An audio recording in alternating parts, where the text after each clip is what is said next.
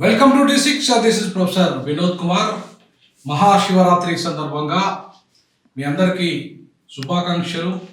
ఆ మహాశివుని ఆశీస్సులు మనందరిపై ఉండాలని చెప్పేసి D6 టీచర్ భావిస్తుంది.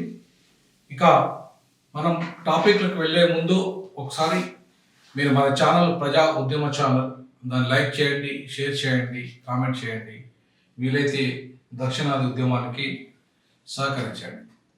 ఇక టాపిక్లోకి వస్తే, ఇవాళ రెడ్డి వర్సెస్ బీసీగా ఎమ్మెల్సీ ఎన్నికలు మారాయని జాజుల శ్రీనివాస్ గౌడ్ ఇవాళ ప్రకటన చేశాడు. బీసీలే గెలుస్తున్నారు అని చెప్పేసి ఆర్ కృష్ణయ్య బీజేపీకి అభ్యర్థికి మద్దతు ఇస్తూ బీజేపీ ఎంపీ ఆర్ కృష్ణయ్య కూడా ప్రకటన చేశాడు.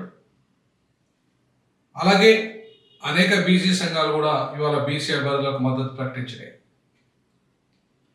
కానీ వాళ్ళంతా కూడా ఎవరు కూడా స్వతంత్రంగా ఉన్నవాళ్ళు కాదు. వాళ్ళంతా కూడా రెడ్లకు సపోర్ట్ చేసిన వాళ్ళే. జాజుల శ్రీనివాస్ వాడు కాంగ్రెస్ పార్టీకి సపోర్ట్ చేస్తున్నవాడే, బీజేపీకి చేసినవాడే, అలాగే బీఆర్ఎస్కి చేసినవాడే.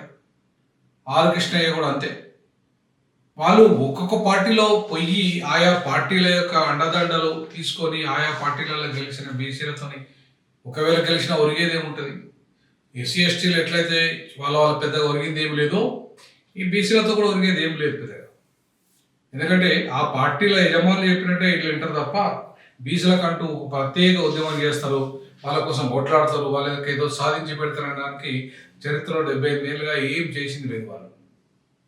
సో కాబట్టి ఇవాళ బీసీ నినాదం అనేది స్వతంత్రంగా రానంత కాలం, అంటే ఇవాళ తమిళనాడులో ఏదైతే ఇవాళ మనం డిఎంకే ఒక బీసీలు అక్కడ పెరియార్ స్ఫూర్తితో ద్రవిడ సిద్ధాంతంతో ఒక ద్రవిడ మోడల్ను ఆల్టర్నేటివ్గా బ్రాహ్మణ మోడల్కి ఏదైతే వర్ణాశ్రమ కులధర్మం ఆధారంగా ఈ మొత్తం సామాజిక ఆర్థిక రాజకీయ నిర్మాణం చేపట్టిండ్రో, సాంస్కృతిక నిర్మాణం చేపట్టిండ్రో, దాన్ని బ్రద్దలు చేయాలంటే ద్రవిడ మోడల్ మాత్రమే సాధ్యం. అంటే ద్రవిడ మోడల్ని బీసీలు ఓన్ చేసుకోకుండా వర్ణాశ్రమ సిద్ధాంత పార్టీలకు సపోర్ట్ చేస్తూ ఆ పార్టీల ద్వారా ఏమో బీసీలతో ఒరుగుతుంది, ఆశపడుతుంది అని చెప్పేసి అనుకోవడం తప్పు. పొద్దుగాల బీసీ వాదము రెడ్డి, సాయంత్రము రెడ్లతో కలిసి ఏదైతే తీర్మానం లాంటివాడు ఇవాళ ఏం చేస్తున్నాడు? బీసీ వాదం పొద్దుగాల, సాయంత్రం మళ్ళీ రెడ్లతో కలిసి మళ్ళీ చీకటి ఒప్పందాలు. ఈ చీకటి ఒప్పందాల ఈ నాయకులతోని, ఈ చీకటి ఒప్పందాల బీసీ నాయకులతోని కాంగ్రెస్ పార్టీకి మద్దతు ఇస్తూ, మళ్ళీ ఇంకొకసారి బీజేపీకి మద్దతు ఇస్తూ, లేకపోతే ఇంకో బీఆర్ఎస్కి మద్దతు, బీఆర్ఎస్ అంటే సరిపోయి ఎమ్మెల్సీ ఎన్నికలలో లేదనుకోండి. ఇలా వాళ్ళ గెలిచే అభ్యర్థులకి అనే నినాదంతో ఇవాళ మరి చేస్తున్న అక్కడ బీఎస్పీ అభ్యర్థి కూడా బీసీ కదా, ఆయన కూడా గెలుస్తాడు అనేది ఇలా చెప్తున్న విషయం. దాని ఎందుకు మరి జాజుల శ్రీనివాస్ గౌడ్ పట్టించుకోవడం లేదు? అంటే మీరు గెలిచే మీరు సపోర్ట్ చేస్తే గెలవరు అన్నట్టు, పార్టీలో అభ్యర్థులే గెలుతారు అన్నట్టు. అంటే పార్టీలు ఎవరు నిర్ణయిస్తే వాళ్ళు. మరి పార్టీలు ఎవరు నాయకత్వంలో ఉన్నాయి? బీజేపీ ఎవరి నాయకత్వంలో ఉంది? కిషన్ రెడ్డి నాయకత్వం లేదా? కాంగ్రెస్ ఎవరి నాయకత్వంలో ఉంది? రేవంత్ రెడ్డి నాయకత్వంలో లేదా? ఈ రెండు పార్టీలు మరి ఎవరి నాయకత్వంలో ఉన్నాయి?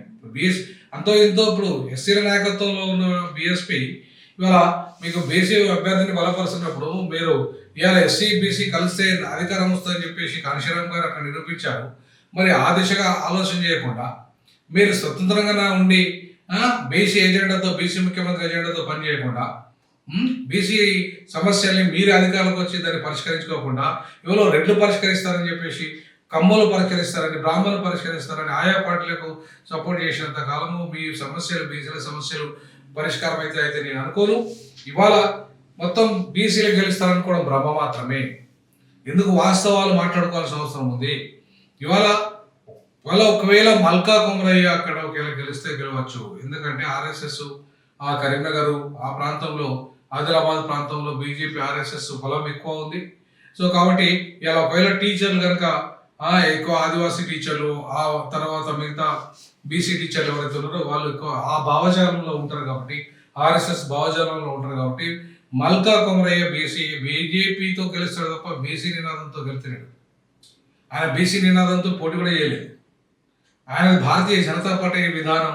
మల్కా కొమరయ్య ఇవాళ పూర్తిగా బ్రాహ్మణిజానికి బానిస.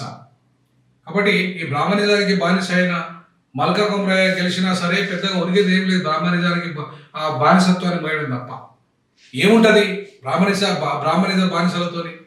సో కాబట్టి ఈ బ్రాహ్మణిజ బానిసలైన బీసీలకి పెద్దగా వాళ్ళతో మన సమాజానికి ఒరగబెట్టేది ఏం లేదు. అది డిఎంకే లాంటి ఆల్టర్నేటివ్ పార్టీ ఐడియాలజీ మీద కానీ లేదా బహుజనవాద సిద్ధాంతం మీద కానీ బీసీలు వచ్చినప్పుడు వాళ్ళ వాళ్ళ వల్ల కొంత మేలు జరుగుతుంది, కానీ వాళ్ళ వల్ల ఒక స్వతంత్ర బీసీ నాయకత్వం ఎదుగుతుంది. కానీ ఈ బ్రాహ్మణవాద బానిసలైన బీసీల నుండి ఏమవుతుంది, ఈ అగ్రవర్ణాల బానిసలైన బీసీలతో ఏమి స్వతంత్ర నాయకత్వం ఎదుగుతుంది. కాబట్టి ఇక ఈ గ్రాడ్యుయేట్ విషయానికి వస్తే కూడా గ్రాడ్యుయేట్ విషయంలో కూడా ఇవాళ బీసీ గెలుస్తున్నా అయితే నేను అనుకోవడం లేదు. ఎందుకంటే అక్కడ రెడ్లు ఎట్టి పరిస్థితుల్లో అది రెడ్ల జీవన్ రెడ్డిది ఆ స్థానం, మళ్ళీ అక్కడ రెడ్డే గెలిచే అవకాశం ఉంటుంది. ఏది ఏమైనప్పటికీ కూడా గ్రాడ్యుయేట్ ఎన్నికలు ఎక్కడైతే జరుగుతున్నాయి ఆదిలాబాద్ ఏరియాలో అక్కడ రెడ్డి గెలుస్తాడని నేను అనుకుంటున్నా. ఎందుకంటే ఇప్పుడు ఆయన మీద ఎంత వ్యతిరేకత ఉన్నా కూడా చివరికి డబ్బులు అనేది చాలా కీలక భూమిక పోషిస్తుంది. గ్రాడ్యుయేట్స్ అంతా కూడా ఇవాళ డబ్బులకే ఇవాళ మొత్తం టీచర్ ఎమ్మెల్సీలోనే డబ్బులు పెద్ద ఎత్తున తీసుకుంటున్నప్పుడు, ఉపాధ్యాయులే డబ్బులు కమ్మడిపోతున్నప్పుడు గ్రాడ్యుయేట్స్ కూడా. సో కాబట్టి ఇవాళ గ్రాడ్యుయేట్స్లో కూడా ఆయన గెలుస్తాడని అయితే నేను అనుకోను. మల్లన్న గెలవడానికి కారణం రెడ్డుల దయ వల్ల మల్లన్న గెలిచాడు, లేకపోతే మల్లన్న గెలిచినాడు కాదు అక్కడ. కాబట్టి ఇవాళ రెడ్డుల దయ వల్ల గెలిచిన మల్లన్న పొద్దున పూటము రెడ్లకు వ్యతిరేకంగా మాట్లాడుతూ సాయంత్రం పోయి రెడ్లకు దాసం చేస్తాడు. అట్లాంటి ద్వంద్వ విధానాలు ఉన్న మల్లన్నతో ఏమవుతుంది చెప్పండి. కాబట్టి ఇవాళ పూల రవీందర్కు మద్దతు ఇస్తున్న మల్లన్న లేదంటే బీసీ సంఘాలు పూల రవీందర్ ఎట్లా గెలుస్తాడు? ఇలా ఒకవేళ గతంలో పూల రవీందర్ గెలవడానికి కారణాలు వేరు. ఇప్పుడు పూల రవీందర్ ఇవాళ కాంగ్రెస్ బలపరుస్తున్న అభ్యర్థిగా మాత్రం లేడు కాబట్టి, ఇవాళ అక్కడ పోటీలో కాంగ్రెస్ లేదు కాబట్టి ఇవాళ కాంగ్రెస్ సపోర్ట్ చేశాడు, కాంగ్రెస్ అభ్యర్థిగా మల్లన్న ఉన్నాడు కాబట్టి గెలిచాడు తప్ప, లేకపోతే రెడ్ల సపోర్ట్ లేకుండా ఎట్లా గెలుస్తారు? రెడ్లు సపోర్ట్ చేస్తే తప్ప పూల రవీందర్ గెలవడు అక్కడ. సో కాబట్టి పూల రవీందర్ను ఒకవేళ గెలిపించి కాంగ్రెస్ పార్టీలో చేర్పిస్తామనే ఇంటర్నల్ అండర్స్టాండింగ్ ఉంటే ఖచ్చితంగా కాంగ్రెస్ ఇంటర్నల్గా బలపరుస్తుంటే గెలుస్తాడు. కానీ ఇవాళ కాంగ్రెస్ కమ్యూనిస్ట్ పార్టీలతో పొత్తు పెట్టుకోవాలనుకుంటుంది కాబట్టి ఇవాళ రెండు టీచర్ ఎమ్మెల్సీలో కమ్యూనిస్ట్ పార్టీల అభ్యర్థులు గెలవడానికి ఇండైరెక్ట్గా కాంగ్రెస్ పార్టీ సహకరిస్తుంది. కాబట్టి అక్కడ నల్గొండ, ఖమ్మము, వరంగల్ టీచర్ ఎమ్మెల్సీలు కమ్యూనిస్ట్ అభ్యర్థి గెలిచే అవకాశం ఉంటుంది. నర్సిరెడ్డి, సోమిరెడ్డి ఏదో ఒక రెడ్డి గెలిచే అవకాశం ఉంటుంది. సో రెడ్లు మాత్రమే అక్కడ గెలుస్తారు, ఎందుకంటే పూర్తిగా అక్కడ రెడ్ల ఆధిపత్యంలోనే అక్కడ టోటల్ సంఘాలు ఉన్నాయి. కాబట్టి ఇలా బీసీలు అంతగా ఐక్యంగా ఉండి స్వతంత్రంగా ఆలోచించి స్వతంత్రంగా నిర్ణయాలు తీసుకునే పరిస్థితి లేదు. తర్వాత రెండవది ఏంటంటే ఇవాళ టీచర్స్ అంతా కూడా ప్రభుత్వ ఉద్యోగులు కాబట్టి ప్రభుత్వం చెప్పినట్టు వింటారు. ఎందుకంటే వాళ్ళకి ప్రమోషన్లు రావాలన్నా, రేపు భవిష్యత్తులో ట్రాన్స్ఫర్స్ కావాలన్నా, లేకపోతే వాళ్ళ ఇంక్రిమెంట్లు పెరగాలన్నా, లేకపోతే వాళ్ళ పెండింగ్ సమస్యలు పరిష్కరించబడాలన్నా అధికార పార్టీకి అనుకూలంగానే వాళ్ళు వ్యవహరిస్తారు తప్ప ఇవాళ ఏదో పూల రవీందర్ ఒకవేళ అధికార పార్టీ సపోర్ట్ ఉంటే తప్ప గెలిచే అవకాశమే లేదు పూల రవీందర్ అక్కడ. కాబట్టి ఇవాళ టీచర్లు ఏదో ఐడియాలజీ మీద ఓటేస్తారు, వాళ్ళ అంత చైతన్యం వచ్చిందంటే ఇలా ఒకవేళ కనుక అనుకుంటే ఇవాళ గెలవాల్సింది అక్కడ ధర్మ సమాజ్ పార్టీ గెలుస్తుంది. మరి అక్కడ ఆ పరిస్థితి ఉందా? ధర్మ సమాజ్ పార్టీ గెలిచే అవకాశం ఉందా? బీఎస్పీ అభ్యర్థి గెలిచే అవకాశం ఉందా? ఇవాళ అంత ఊపు తీసుకొస్తున్న బీఎస్పీ అభ్యర్థి కూడా నా దృష్టిలో గెలుతాడనైతే నేను అనుకోను. ఇవాళ ఏది ఏమైనప్పటికీ చివరికి మొత్తం అక్కడ ఉన్న రెడ్లు, ఆ సంఘాలన్నీ కూడా రెడ్ల చేతుల్లోనే ఉన్నాయి. ఉపాధ్యాయ సంఘాలన్నీ కూడా రెడ్లు నిర్ణయిస్తారు అక్కడ. ఇక్కడ కూడా బీజేపీ అభ్యర్థికి ఇంటర్నల్ అండర్స్టాండింగ్ ఉంటే ఖచ్చితంగా రెడ్లు కనుక సపోర్ట్ చేస్తే అక్కడ మల్కా కుమరయ్య గెలుస్తాడు బీసీ, ఇక్కడ నర్సిరెడ్డి గెలుస్తాడు, లేదంటే కమ్యూనిస్ట్ పార్టీ అభ్యర్థి బలపరిచిన నర్సిరెడ్డి అనుకుంటా ఆయన గెలుస్తాడు. ఇంకొక ఇక్కడ గ్రాడ్యుయేట్లో నరేందర్ రెడ్డి గెలిచే అవకాశాలు ఉంటాయని నేను అనుకుంటున్నాను. ఎందుకంటే ఏది ఏమైనప్పటికీ కూడా రెడ్లు తన పూర్తి ప్రభావాన్ని చూపెట్టుకుంటారు. ఇంటర్నల్ అండర్స్టాండింగ్లో ఒకరికొకరు సహకరించుకుంటారు. బీసీలు సహకరించుకునే ప్రశ్న ఉండదు. ఒక ప్లాట్ఫామ్ మీదకి వచ్చే అవకాశాలు లేవు. ఎందుకంటే నేను చూశాను, మొత్తం 33 జిల్లాలు తిరిగి చూశాను. ఇక్కడ బీసీ సంఘాలు ఒక ప్లాట్ఫామ్ మీదకి వచ్చి ఒక మాట మీద నిలబడ్డ పరిస్థితి లేదు. ఎస్సీలు కూడా అదే పరిస్థితి. అందులో మాలమాదిగలు పంచాయతీ వచ్చిన తర్వాత వాళ్ళు కలిసే ప్రశ్నే లేకుండా పోయింది. కాబట్టి ఇవాళ విషాదను ఆయన పార్టీ ధర్మ సమాజ్ పార్టీ ఎక్కువ మాదిగల పార్టీ ముద్రపడదు కాబట్టి అందులో ఎంఆర్పిఎస్కి ఆయన వ్యతిరేకంగా ఉన్నాడు కాబట్టి ఇవాళ ఆయనకు ఓటుగా పెద్దగా వచ్చే అవకాశం లేదు. కాబట్టి ఇవాళ ఎంఆర్పిఎస్ బీజేపీ అభ్యర్థులను గెలిపించాలని ఇంటర్నల్గా మొత్తం తన యొక్క మెసేజ్లు పెట్టుకుంటుంది. ఇంటర్నల్గా సహకారం బీజేపీకి అందించే ప్రయత్నం చేస్తుంది. కాబట్టి ఇవాళ ఎంఆర్పిఎస్ అంతో ఎంతో ఎంఆర్పిఎస్ను బలపరిచే వాళ్ళు ఇలా బీజేపీ కోటేసే అవకాశం ఉంది. లేదంటే కొన్ని ప్రాంతాలలో డబ్బులు ఎవరు ఎక్కువ ఇస్తే వాళ్ళకు కొట్టేసే అవకాశం ఉంది. అంతేగాని ఇలా ఐడియాలజీ బేస్గా బీసీలు గెలుస్తారు అనుకోవడం ఇలా భ్రమ, బీసీల భ్రమ మాత్రమే.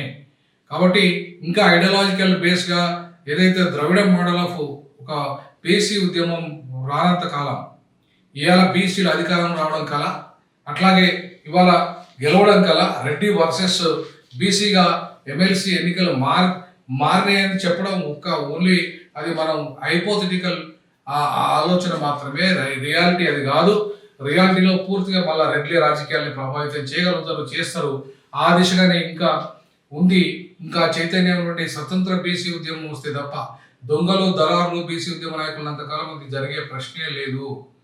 సో స్వతంత్ర బీసీ ఉద్యమం వచ్చేసి ఆ బీసీ ఉద్యమం కాస్త వాళ్ళ ఒక ఐడియాలజికల్ ఫిలాసఫీ మీద, అది బహుజనవాదమా లేదంటే ద్రవిడవాదమా లేదంటే వాళ్ళ ద్రవిడ మోడల్ ఆఫ్ ఏదైతే డిఎంకే మోడలా, ఇవాళ ఆ రకంగా ముందుకు వస్తే తప్ప రెండు ఇక్కడ ద్రవిడ మోడలే పనికి వస్తుంది బహుజనవాదం కంటే కూడా. ఎందుకంటే బహుజనవాదం బ్రాహ్మణవాదం కింద బానిస అయిపోయి ఉంది.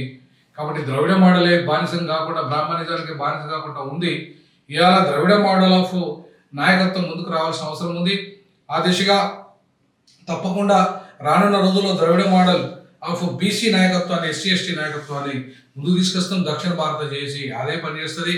సో కాబట్టి దక్షిణాది జేఏసీ యొక్క పని కూడా అదే భారత్ అనే పదం తీసి తొలగిస్తున్నాం. మేము దక్షిణ భారత్ అనే పదం మేము వాడదలుచుకోలేదు. దక్షిణాది జాయింట్ యాక్షన్ కమిటీ రేపు ఈ దక్షిణాదిని ఈ మొత్తం ఈ దేశాన్ని హిందూ దేశంగా ప్రకటించాలని కోరుకుంటున్నది. సో హిందుస్థాన్గా ఉండాలని కోరుకుంటున్నది. హిందుస్థాన్. సో కాబట్టి అది మతం కాదు, అది ఒక జీవన విధానం. కాబట్టి ఆ జీవన విధానము ద్రవిడ జీవన విధానమే. దానికి ఆది పురుషుడు, ఆది దేవుడు శివుడే, దక్షిణాధిపతి శివుని యొక్క పునాది, శాస్త్రీయమైన పునాది, ద్రవిడ మోడల్ ఆఫ్ పునాది, కుల నిర్మూలన, వర్ణ నిర్మూలన సిద్ధాంతం, సామ్యవాదం, సమానత్వ దిశగా శైవం పనిచేస్తుంది. ఆ శైవమే ద్రవిడమే శైవం. ఈ రెండింటిని మిక్సప్ చేస్తూ రేపు రానున్న రోజుల్లో డీజాక్ తన యొక్క అస్తిత్వాన్ని శైవం వైపు, ద్రవిడ మోడల్ వైపు తీసుకెళ్లే విధంగా కృషి చేస్తుంది. తప్పకుండా ఇంకా బీసీలు రెడ్లు ఎవరైతే ఉన్నారో ఆ రెడ్లే వాళ్ళ శాసిస్తున్నారు రాజకీయాలను. కాబట్టి బీసీలు అంత ఈజీగా గెలిచే పరిస్థితి లేదు. రెడ్డి వర్సెస్ బీసీ ఒక హైపోథెటికల్ మాత్రమే. ఖచ్చితంగా ప్రాక్టికల్గా ఆలోచిస్తే రెడ్లు మాత్రమే ఈ ఎమ్మెల్సీ ఎన్నికల్లో తమ గెలుపును సత్తా చాటుకునే అవకాశం ఉంది, నాట్ బీసీలు అని చెప్పేసి నేను ఘంటాపదంగా చెప్పగలను. ఎందుకంటే ఆ స్థాయికి ఇంకా రాజకీయాలు ఎదగలేదు. ఆ స్థాయికి ఇవాళ బీసీ నాయకత్వం ఎదగలేదు. ఇవాళ ఇంకా బీసీ నాయకత్వం అగ్రవర్ణాల చేతుల్లో ఉంది. కాబట్టి రిజల్ట్ కూడా అగ్రవర్ణాలకు అనుకూలంగా వస్తాయి. జై భీమ్, జై పూలే, జై పెరియార్.